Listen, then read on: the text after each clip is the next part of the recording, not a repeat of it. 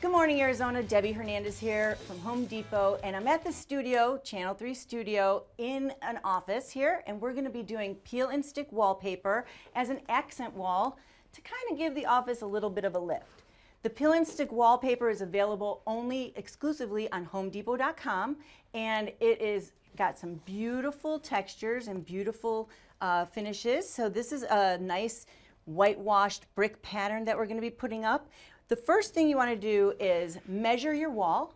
Once you have the wall measured, you want to add for cuts and waste, so at least 10 or 15%, and then you can calculate with the wallpaper calculator on HomeDepot.com how much wallpaper you'll need. Or it will tell you how many square feet per roll, and you can figure it out that way.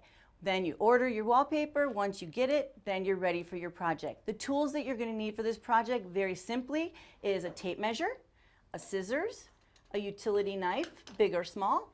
Then we're going to need a level and a scraper. Now the scraper, I like to use plastic or foam. If you use a metal one like that you would use for edging on paint, it could tear the paper. So we want to kind of stay away from that and keep it safe. Then also just some microfiber cloths, and this is what's going to make it easy to prep your surface. Now, a couple things, hints and tips. If you have a highly textured or knocked down or orange peel wall, this is not for you. This is best when used on a flat surface. So if you do have texture on your wall and you want to use this, you'd have to float the wall first.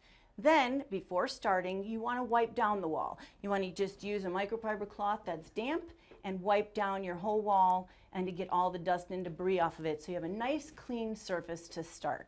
So we're going to get started. Another little hint I want to show you is with the peel and stick, it's hard to separate the backing from the actual wallpaper. So a little trick is to put two pieces of Scotch tape on the end, almost perpendicular to each other, and then separate like so. This is the best way rather than sitting and trying to get it with your fingernail. So once you have that, we're going to get started. The first thing you're going to do once you measure is you're going to use a level to draw a vertical line.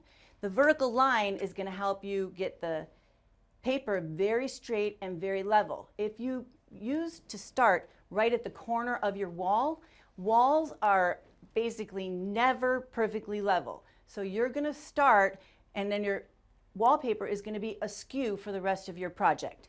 So that's what we're going to get started, and I'll see you in a minute. So now we're getting prepared to hang our first piece, and to do that, since we're doing an accent wall, we want to start in the center. That way it will be symmetrical on both sides. You can start from one end and work to the other if you have a generic universal pattern, but it is nice on just one wall to start in the center. So what I did was we found the center of the wall, which is right here, measured the width of the wallpaper, which is 17 3/4, split that in two, and went out each way that much. So the first strip is going to fall right here, and then we're going to continue on to the next section. Now, once you have your marks, you're going to go up and down and mark the same markings, and we're going to use the level. I like to use this tall level because it just does make it easier, but if you just have a regular level, you can just slide it down because you're going to make a vertical line right at the mark, and you want to make sure it's level. So see how that is not level? We want to make sure the bubble, and when you do that, you make sure it's straight and level so that when you hang the paper, it's straight and level. So we're going to get started. That is perfectly level. You can see by the bubble. So we're just going to mark our line all the way down. Okay, we're ready to hang our first piece. And again, we're doing it in the center of the wall because it's an accent wall. We've got our level lines drawn. So we want to line up the paper with the line on one side. So now we're going to make sure it's perfectly straight. Then you're going to leave a little excess up top so we can trim it nice with the line of the ceiling because it's not always plumb. And then we're going to pull back the top few inches of the backing, get that set. It's like a sticky note. It's not like contact paper, so it is easily removable and put back if you need to straighten it or do anything. But if you make sure you're kind of straight, not kind of, but very straight. When you start, you should be good. All right, so I'm gonna put the top on like so, right across, like this, and like this. Now, once you get the top stuck, if you see a wrinkle, you can release it and put it back, like so. Then, as you go, you're going to pull the backing down. This will make sure you have the fewest amount of air bubbles. So we're going to use our hand to get it first started, pulling back the backing, as you can see, like so, and then coming down from the top. And again, if you get air bubbles, you can just release it and put it down. Then you're going to use a tool, either a spreader, or this is for drywall, but it has a foam pad on it, so it works really good. And we can use this to just bring it down like so,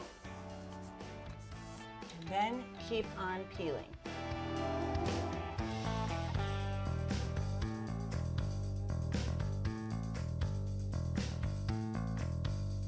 We're just going to go along our straight edge here, like so, and pull. Make sure you don't cut the baseboard.